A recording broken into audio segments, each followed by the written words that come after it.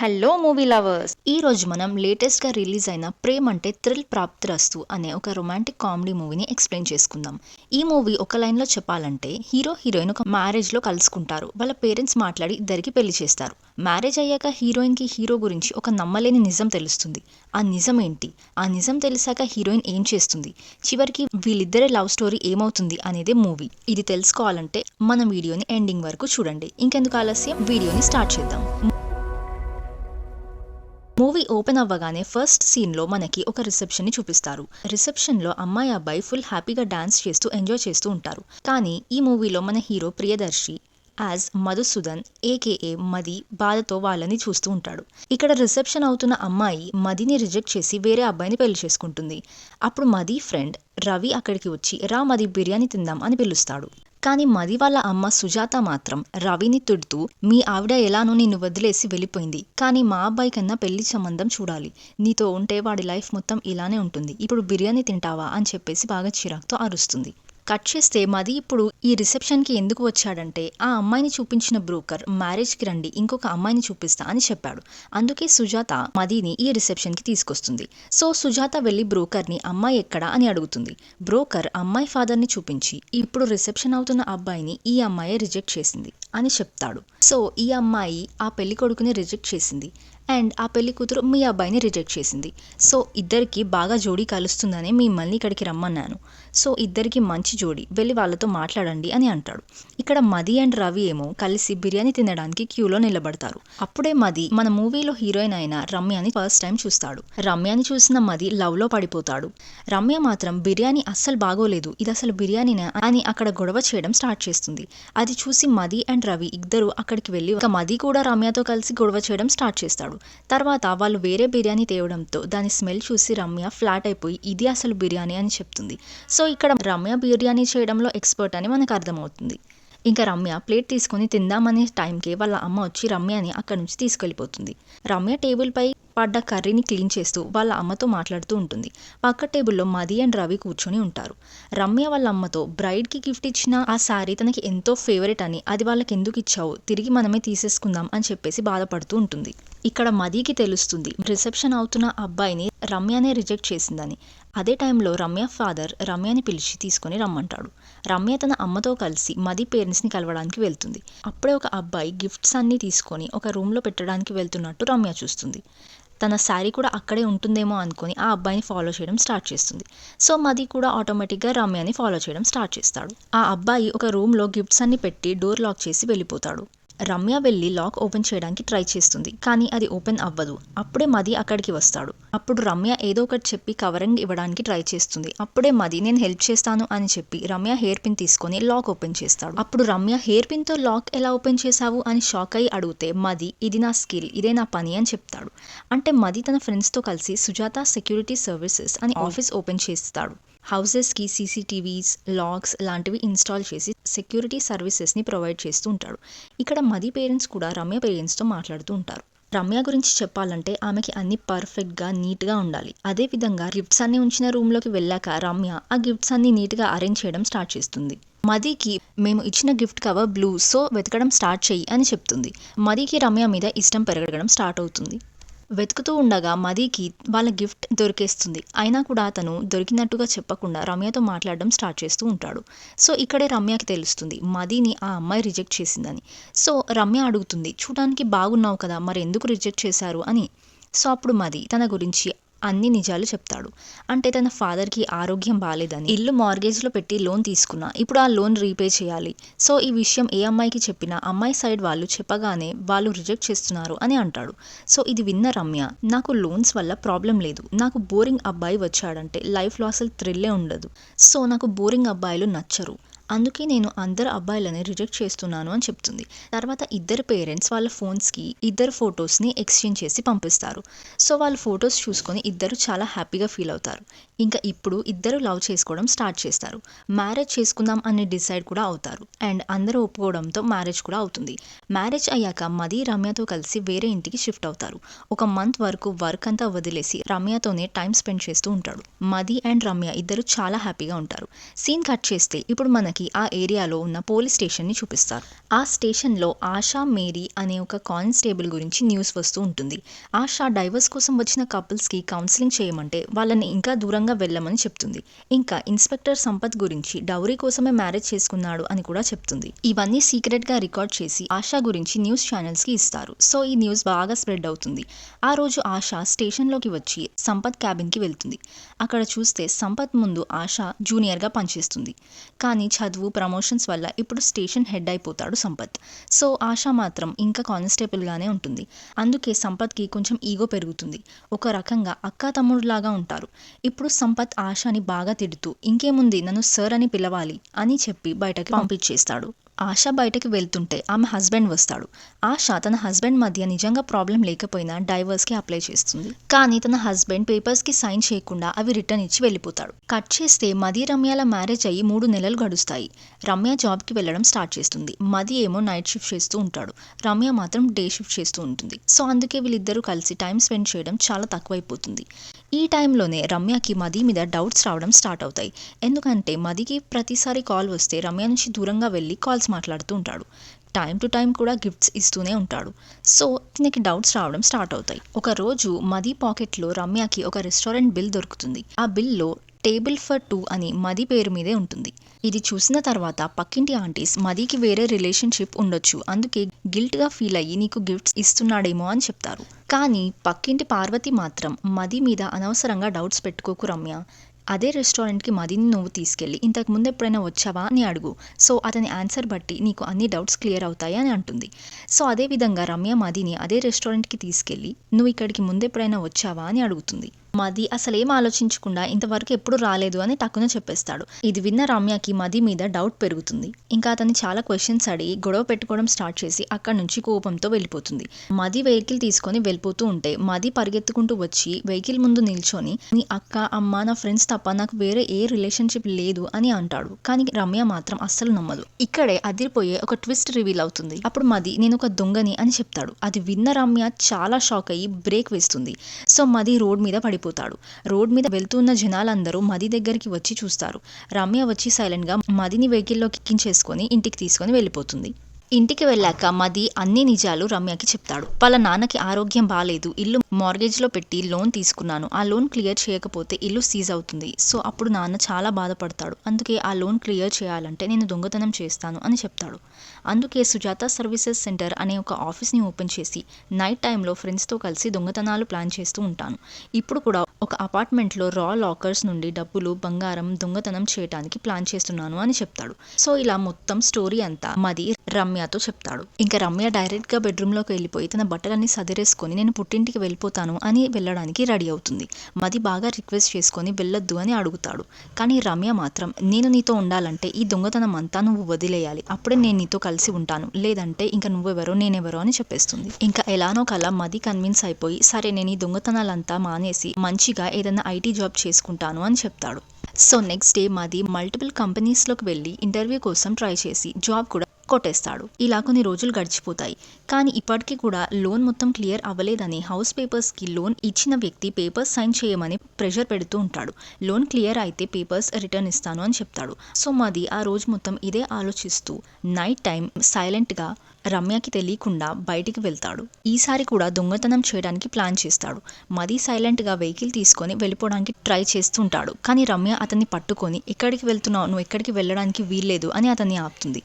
So మది మాత్రం తప్పనిసరిగా వెళ్లాల్సిన పరిస్థితిలో ఉంటాడు. సో అతను ఇంకా వెహికల్ని స్టార్ట్ చేసి వెళ్తూ ఉండగా రమ్య కూడా టక్కున బండిలోకి ఎక్కిస్తుంది. ఇంకా దొంగతనం చేయాల్సిన అపార్ట్మెంట్ దగ్గరికి రీచ్ అయిపోతారు. మదికి వేరే దారి లేదు కాబట్టి రమ్యకి కూడా మాస్క్ వేసి తనతో పాటే లోపలికి తీసుకొని వెళ్తాడు. అక్కడ మది ఫ్రెండ్స్ అందరూ కూడా కలుసుకొని లోపలికి వెళ్తారు. సీసీటీవీ కెమెరాస్ అన్ని జామ్ చేస్తారు. సెక్యూరిటీ గార్డ్కి స్మోక్ బాంబ్ వేసి అతన్ని అన్కాన్షియస్ చేసేసి రూమ్లోకి వెళ్ళిపోతారు. అక్కడ పెద్ద లాకర్ ఉంటుంది. మది పాస్వర్డ్ ట్రై చేస్తాడు, ఓపెన్ అవ్వదు. అప్పుడు రవి లాకర్ ఓపెన్ చేస్తాడు. ఈ మొత్తం సీన్ అంతా రమ్య చూస్తూ చాలా షాక్ అయిపోతుంది.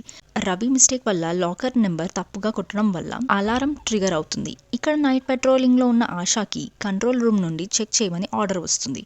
మది డబ్బులన్నీ అక్కడే వదిలేసి లిఫ్ట్లో బయటకి వచ్చేస్తారు. లిఫ్ట్ మధ్యలోనే ఆగిపోతుంది. సో మది లిఫ్ట్ మీదకి వెళ్ళి మాన్యువల్గా ఆపరేట్ చేసి బయటకి వస్తాడు. రవి, రమ్య, మది ఫ్రెండ్స్ అందరూ ఇంకా ఎలానో కలా పోలీసుల నుంచి ఎస్కేప్ అవుతారు. ఇంకా నెక్స్ట్ డే మార్నింగ్ వీళ్ళందరూ టిఫిన్ చేయడానికి ఒక హోటల్లో కూర్చొని ఉంటారు. మది అండ్ వాళ్ళ ఫ్రెండ్స్ రమ్యని చూసి చాలా భయపడిపోతూ ఇప్పుడు తను ఏమంటుందో ఏంటో అని దిగులుగా కూర్చుంటారు. కానీ అప్పుడే రమ్య వాళ్ళ దగ్గరికి వచ్చి, మీరు నిన్న చేసిందంతా చాలా బాగుంది, నాకు ఈ పని చాలా బాగా నచ్చింది, ఇప్పటి నుంచి మది ఇంకా నేను ఇద్దరం కలిసి దొంగతనం చేద్దాము, ఏమంటావు మది అని అంటుంది. ఇది విన్న మది చాలా షాక్ అయిపోతాడు.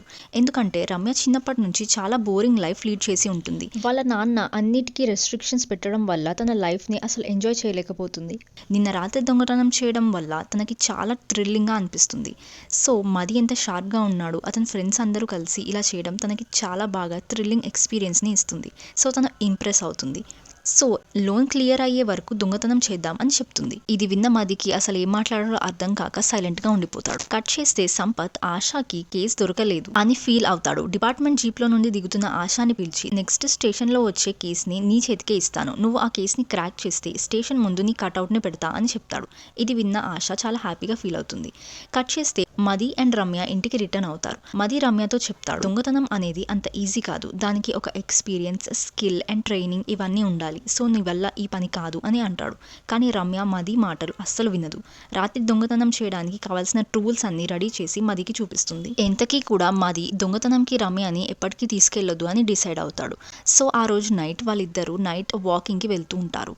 సో అలా వాక్ చేస్తూ ఉండగా సడన్ గా రమ్య ఒక ఇంటి లోపలికి దూకేసి దొంగతనం చేయడానికి వెళ్తుంది. అది చూసి మది చాలా షాక్ అయిపోయి, ఏం చేస్తున్నావు రమ్య అని చెప్పేసి ఇంకా ఆప్షన్ లేక తన వెనకాలనే వెళ్తాడు. ఇంకా ఇద్దరు కలిసి ఆ ఇంటి లోపలికి వెళ్తారు. ఆ ఇంట్లో అప్పుడు ఎవరు ఉండరు. సో అప్పుడు రమ్య అంటుంది, 3 రోజుల నుండి నేను ఇంటిని అబ్జర్వ్ చేస్తున్నాను, ఈ ఇంట్లో ఉన్న ఫ్యామిలీ మెంబర్స్ అందరూ ట్రిప్ కి వెళ్లారు, నేను సీసీటీవీని జామ్ చేసేసి కావాల్సిన టూల్స్ అన్ని తెచ్చాను అని చూపిస్తుంది. ఇది చూసి మది చాలా ఇంప్రెస్ అవుతాడు. ఆ ఇంట్లో ఎవరూ లేనప్పుడు దొంగతనం చేయాలి అని ఫిక్స్ అవుతాడు. సో ఇలా మది అండ్ రమ్య ఇద్దరు కలిసి ట్రిప్స్ కి వెళ్లిన ఇళ్లనే టార్గెట్ చేస్తూ ఆ ఇంట్లో ఉన్న బ్లాక్ మనీని మాత్రమే దొంగతనం చేస్తారు. అప్పుడే కదా వాళ్ళ మీద ఏ కంప్లైంట్ కూడా రిజిస్టర్ అవ్వదు అని వాళ్ళు డిసైడ్ అవుతారు. డబ్బులు తప్ప ఇంకేమీ తీసుకోవద్దు అని అనుకుంటారు. కానీ రమ్యకి ఎప్పుడు నీట్గా క్లీన్గా ఉండే ఒక హ్యాబిట్ ఉంటుంది కాబట్టి ఏ ఇల్లు అయితే డర్టీగా ఉంటుందో అదంతా మొత్తం క్లీన్ చేసేసి అక్కడంతా శుభ్రంగా చేసి ఆ ఇంట్లోనే బిర్యానీ వండి ఫ్రిడ్జ్లో పెట్టి వెళ్ళిపోతారు. ఇలా వీళ్ళు స్మూత్గా దొంగతనాలన్నీ చేస్తూ ఉంటారు. కట్ చేస్తే ఆశాకి ఒక కేసు దొరుకుతుందా అని వెయిట్ చేస్తూ ఉంటుంది. అప్పుడే అక్కడికి ఒక కంప్లైంట్ వస్తుంది. ఇంకా ఆశా హస్బెండ్ కూడా డైవర్స్ పేపర్స్కి సైన్ చేయలేదు. అదే టైంలో సంపత్ ఆశాని పిలుస్తాడు. ఒక లేడీ కంప్లైంట్ ఇవ్వడానికి వచ్చింది అని చెప్తాడు. సో ఆ కంప్లైంట్ని ఆశ తీసుకుంటుంది. ఆశ ఆ లేడీతో కలిసి వాళ్ళ ఇంటికి వెళ్తుంది. అప్పుడు ఆ లేడీ ట్రిప్కి వెళ్ళి వచ్చేసరికి ఇల్లంతా క్లీన్గా ఉంది అని చెప్తుంది. అప్పుడు ఆశ అడుగుతుంది, ఇదంతా చూస్తే దొంగతనం జరిగినట్టుగా లేదు, అసలు దొంగతనం ఎక్కడ జరిగింది అంటే మళ్ళీ ఆ లేడీ ఫ్రిడ్జ్ దగ్గరికి వెళ్ళి ఓపెన్ చేసి బిర్యానీ చూపిస్తుంది. ఆ లేడీ డబ్బులు పోయాయి అని చెప్పకుండా నా పింక్ ఎలిఫెంట్ బొమ్మ మాత్రం పోయింది అని చెప్తుంది. సో అప్పుడు ఆశ ఇదొక చిన్న చిల్డ్రన్ కేసు అని అనుకుని బిర్యానీని ఎవిడెన్స్గా తీసుకుని ఆ బిర్యానీని పెట్రోల్ డ్యూటీలో ఉన్న ఆఫీసర్కి చూపిస్తుంది. ఇంకా ఏం చేయలేక వాళ్ళందరూ కలిసి ఆ బిర్యానీని తింటారు. అప్పుడు వాళ్ళకి ఆ బిర్యానీ టేస్ట్ చాలా బాగా నచ్చుతుంది. కానీ ఆశకి మాత్రం డౌట్ స్టార్ట్ అవుతుంది. ఆ ఇంట్లో దొంగతనం అసలు జరిగిందా లేదా, ఆ లేడీ నిజం చెప్తుందా లేదా అని. అదేవిధంగా స్టేషన్లో ఇంకో కేసు కూడా వస్తుంది. కానీ అక్కడ కూడా దొంగతనం ఏమీ జరగలేదు, కానీ ఇల్లు మొత్తం క్లీన్ అయ్యి బిర్యానీ వండి ఉంది అని తెలుస్తుంది. ఆశ ఇన్వెస్టిగేషన్ స్టార్ట్ చేస్తుంది. అలా ఎంక్వైరీలో తెలుస్తుంది 7 ఇళ్లల్లో బిర్యానీ వండి పెట్టి ఇల్లంతా క్లీన్ చేసి వెళ్ళిపోయారు అని. అప్పుడు ఆశ డిసైడ్ అవుతుంది, ఇప్పుడు నుండి పెద్ద పెద్ద ఇళ్లని పర్సనల్గా చెక్ చేయాలి అని. సో ఇక్కడ రమ్య అండ్ మది ఫ్యామిలీ 6 నెలల నుండి రమ్య అండ్ మదిని అసలు చూడలేదు, కలవలేదు. సో మేమందరం కలిసి మీ ఇంటికి వస్తున్నాము అని చెప్తారు. కానీ ఆ టైంలో రమ్య అండ్ మది దొంగతనం చేసిన వాళ్ళ ఇంట్లోనే ఉంటారు. అదే టైంకి ఆశ అక్కడికి వస్తుంది. ఇంకా బెల్ రింగ్ చేయగానే మది అండ్ రమ్య చాలా భయపడుతూనే డోర్ ఓపెన్ చేస్తారు.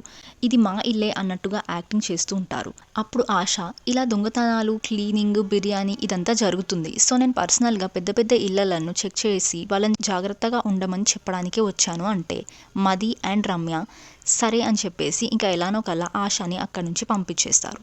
కట్ చేస్తే ఇక్కడ మది రమ్య వాళ్ళ పేరెంట్స్ రాబోతున్నారో అని తెలిసి వాళ్ళిద్దరూ కూడా టూల్స్ అన్నీ దాచిపెట్టేస్తారు. ఇంకా ఒక దొంగతనం మాత్రమే పెండింగ్ ఉంటుంది. రమ్య అది కంప్లీట్ చేయాలనుకుంటుంది. మది వద్దు అంటాడు.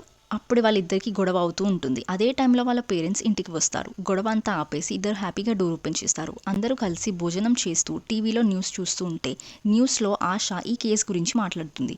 ఎవరో దొంగలు ఇంటిని క్లీన్ చేసి బిర్యానీ వండి దొంగతనం చేయకుండా వెళ్ళిపోతున్నారు.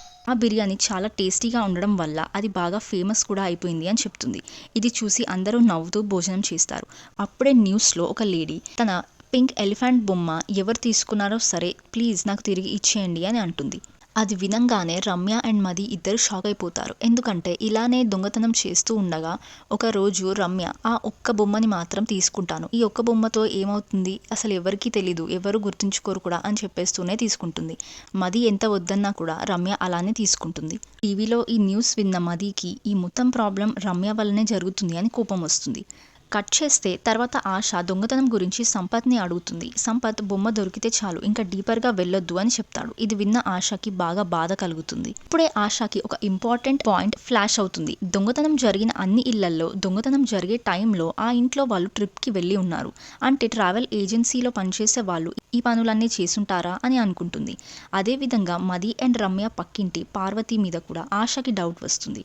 కానీ ప్రాపర్ ప్రూఫ్ లేకపోవడంతో వాళ్ళని అరెస్ట్ చేయలేకపోతుంది. ఇంకా సంపత్ కూడా సపోర్ట్ చేయట్లేదు. అందుకే కేసు పెద్ద అయితే సంపత్ సపోర్ట్ చేయాల్సి వస్తుందని ఆశ ఒక ప్లాన్ వేస్తుంది.